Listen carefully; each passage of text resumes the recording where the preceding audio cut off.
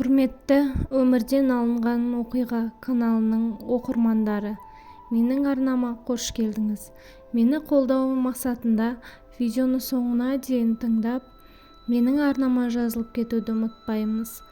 Сіздерге ең қызықты жаңадан өмірде болған оқиғаларды баяндаймыз. Сағыныш. Жібек бір дөкейдің еркетотай Шолжаңбай қызы. Өзі сондай келбетті, шашы ұзын, өзі әдемі, сарыдан келген қыз болатын. Жібек бай әрі әдемі болғанға көп адамды менсіне бермейді. Тек өзінің араласатын ортасы бар еді. Жібектің жаман қылықтарға әуестігі ерте басталды.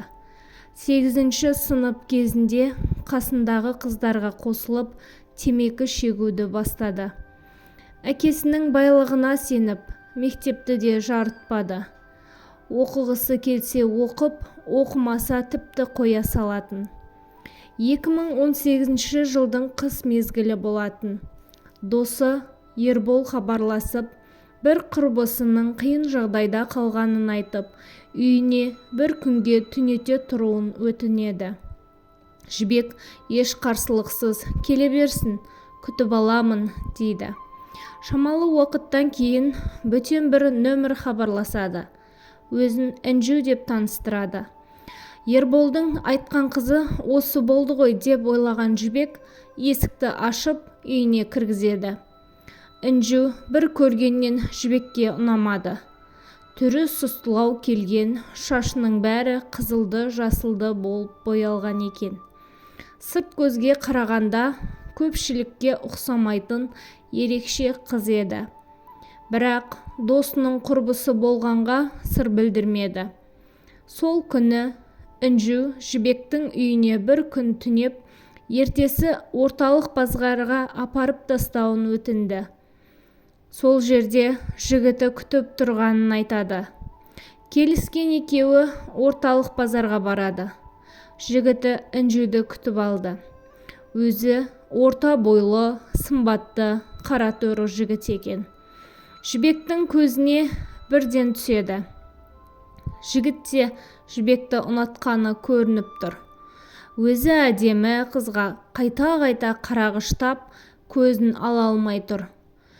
Көп күттірмей Інжу Жібекті жігіті Алмаспен таныстырды. Сосын Жібекке рахметін айтып, екеуі әрмен қарай кете барды. Жібек те Алмасты қимағандай үйіне қарай қайтты.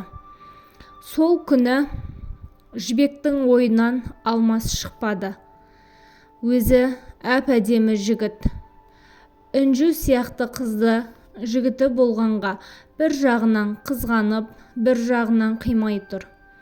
Не керек, тілегені алдынан іздемей-ақ табылып, кешкісін Алмас Жібекті ВК желісінен тауып алып хабарлама жазды. Жазады деп күтпеген Жібекте қуанып қалды. Екеуі ұзақ түн ортасына дейін сөйлесті.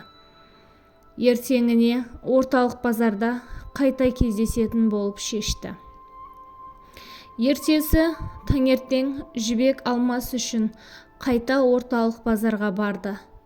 Сол жақта кездесіп, екеуі бұрыннан таныс адамдарша күліп, ашық жарқын сөйлесіп отыр. Екеуіне бүгінгі күн жетпейді ғой сірә. Әңгімесі таусылар емес. Әңгімесі жарасып, әлі айтатыны көп. Айтқандай, уақыттың да қалай өткені белгісіз, кеш болып қалды. Алмас қимай-қимай Жібекті үйіне дейін шығарып салды. Міне сол күннен бастап екеуі бірімен бірі сөйлеспесе, көрмесе, дауысын естімесе, ұйықтай алмайтындай хәлге жетті. Неткен бақытты кездер. Алмас Жібектің барлық айтқанын жасайтын.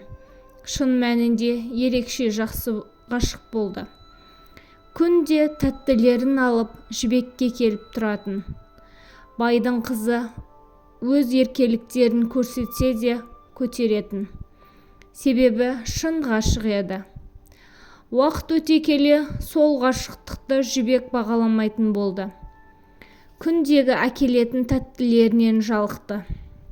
Себебі бір сарынды өмірден жалықты ма, оның Алмасқа деген сезімі біртіндеп су сепкендей басыла берді.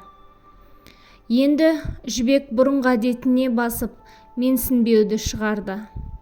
Алмасқа сенің көлігің жоқ, маған көлігі бар, жағдайы жақсы жігіттер ұнайды дейтін. Соңғы кезде сөйлескісі келмей қара тізімге де енгізіп тастап жүрді. Алмастың әкесі жоқ, тек анасы болатын. Соған қарамастан көп ұзамай намысқа тырысып, қайдан алғаны белгісіз Жібектің алдына су жаңа көлік мініп келді. Көлікті көргенде Жібек қуанғаннан Алмасты барып құшақтап алды. Енді Алмас Жібектің жеке жүргізушісі сияқты болып жүрді. Күнде таңертең 6-да сонау 1 сағаттық орталықтан келіп, Жібекті сабағына апарып жүрді. Сабағы біткен соң қайта аяғын жерге тигізбей үйіне апарып тастайтын. Жібектің аузынан не шықса барлығын жасайтын. Ұялы телефон деп еді, оны да әперді. Ғашық болғаннан барлық мінезін, еркелігін көтерді. Алайда Жібек Алмасты бағаламады. Қанша тырысқанымен Алмасты қара тізімге енгізіп, Алмастың сезімін қайта қабыл алмады. Алғысы да келмеді. Өйткені сол уақытта Жібек өзіне басқа бір жігіт тауып алған еді. Алмастан әбден жалығып, енді ғана тапқан жігітпен сөйлескен қызық болатын. Бірақ сол уақытта Жібектің ойына өзінің бағын қолдан ұшырып аламын деген ой келмеді де. Тек сол уақыты ғана ойлайтын. Сол күндермен өмір сүрді. Бірақ Алмас ештеңеге қарамады. Алған бетінен қайтпай жүрді. Күнде Жібектің үйіне келіп тұратын. Жібек оған неше түрлі сылтауын айтып, қайта шығарып салатын. Жібек, сен бәрібір менен артығын таппайсың, менікі боласың дейтін. Бірақ бұл сөз Жібекке еш әсер етпеді. Алмас Жібекті өзіне қайта ғашық еткізу үшін барлығын жасады. Бір күні қоярда қоймай, Алмас Жібекті киноға ертіп барды. Сол жерде үлкен дайындықпен Жібекке сөз салды. Үлкен экраннан екеуінің бірге түскен суреттерін шығарып сөз салды. Көпшіліктің көзінше сөз салғанға Жібек те еріп сала кетті. Алмастың сөзін, сезімін қабыл алды. Бұл кездегі Алмастың қуанышында шек жоқ еді. Сол қарқынмен тағы 3-4 ай жүрді. Сол аралықта Жібек өз еркімен Алмасқа беріліп те қойды. Соған қарамастан тағы өз әдетіне басты. Тағы көкірегін көтеріп, Алмаспен сөйлескісі келмей жүрді. Оны тағы тастап кетті. Бірақ бұл жолы Алмастың өзі де шаршады ма, ештеңе айтпады. Тек әскерге кететінін жеткізді де, содан кейін хабарсыз кетті. Арада біраз уақыт өтті. Бұрынғы барынша көңіл бөліп жүрген Алмас жоқ. Енді Жібек Алмасты анда-санда есіне алып, сағынып қоятынды шығарды. Қолда бар алтынның қадірі жоқ деп, есіне барлық жақсылықты енді түскендей болды. Бірақ намысы жібермей хабарласпайтын. 2021 жылдың қыркүйек айы болатын. Алмас кеткелі Жібек қатты өзгеріп, мінезі тіпті бұзылып кетті. Бұрынғы шегетіні былай тұрсын, енді тіпті ішетінге көшті. Болашағын тіпті ойламады. Тек бір күндік қызық үшін жүргенде. Бір күні Жібек құрбысымен қыдырып жүріп, орталықтан тағы бір жігітпен танысады. Сол жерде еш ойланбастан телефон нөмірін береді. Сөйлесе келе, жігіттің әкесі мектеп директоры, анасы да мұғалім болып жұмыс істейтінін білді. Жақсы жерден бай отбасынан шыққан жігіттерді жақсы көретін Жібек бұл жігіттің де айырылып қалғысы келмеді. Екеуі сөйлесіп жүріп, ол жігітке де өз еркімен беріліп қояды. Сол жағдайдан кейін өзін жайсыз сезініп, жүрегі айнып бастайды. Өзінің жүкті болғанын бірдеңені сезген Жібек үйіндегі әке-анасына айтуға қорқып, жүрексініп жүреді. Арада 2 ай уақыт өтіп кетеді. Іші білініп қалмасын деп жігітіне өзін алып қашуын өтінді. Еш қарсылықсыз жігіті келісіп, Жібекті алып қашып.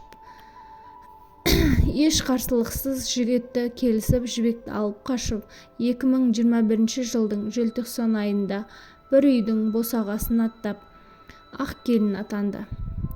Барғаннан өз көзіне өзі сенбеді. Осы уақытқа дейін мектеп директорының баласымен деп алдап келген жігіттің отбасы өте қарапайым отбасы болып шықты. Ата-анасы да жай қарапайым жұмысшы екен. Үйдегі жағдайды көргенде өзінің алданғанына іші өртеніп барады. Бірақ қайтарға жол жоқ. Қайтып кетсе барлық сыры мәлім болатын Жібек амал жоқ сол үйде қалады. Уақыт зымырап өтіп, айы күні жетіп, Жібек шекесі торсықтай ұлды дүниеге алып келеді. Барған жерінің жағдайы нашар болғандықтан дүркіретіп шығарып алу болмады. Өзі баласын құшақтаған күйі үйіне келді. Бұл уақытта Жібектің жасы небәрі 16-да еді. Ерте бала көтеріп, ана атанған Жібек соңғы кезде өзінің осы уақытқа дейін жасағандары үшін өкінеді. Барлық жастық шағын өз қолымен ойрандағаны үшін өзін іштей мүжіп бара жатқандай. Барған жері де қазір Жібекті өткен өмірінен хабардар болды ма, әлде жүкті болып барғаны жақпады ма, Жібекке тиісуін бастады. Тәрбиесізсің, жеңіл жүрістісің деп көп айтатынды шығарды. Осындай өмірден жалыққан Жібек соңғы кезде өзіне сондай бақыт сыйлаған Алмастың қадірін түсініп, сағынып жүр. Сол оймен Алмасқа хабарласты. Жақсы көретінін, сағынғанын айтып жылап алды. Алмас та кезіндегі сүйіктісінің жылағаны жанына батып, әлі де сезімі барын жасырмады. Жібекке ажырас, балаңды кедергі емес, өзім бағамын, саған үйленемін деді. Бірақ Жібек олай жасауға дәт бармайтынын жеткізді. Қазір Жібек жас ана, алданышы тек сәбиі ғана. Сонымен алданып уақытын өткізеді. Бірақ Алмас еш ойынан кетер емес. Көңілі жабырқаулы, өткен ісіне өкініп, Алмасқа деген сағынышы күннен күнге басылар емес. Сағынышын басатын амал іздегенімен еш өзгеріс жоқ. Тек өтіп кеткен уақытты қайта келсе, барлығын бағалар едім деген ойы ғана. Қолда бардың қадірін білейік, әр адамды бағалай білейік.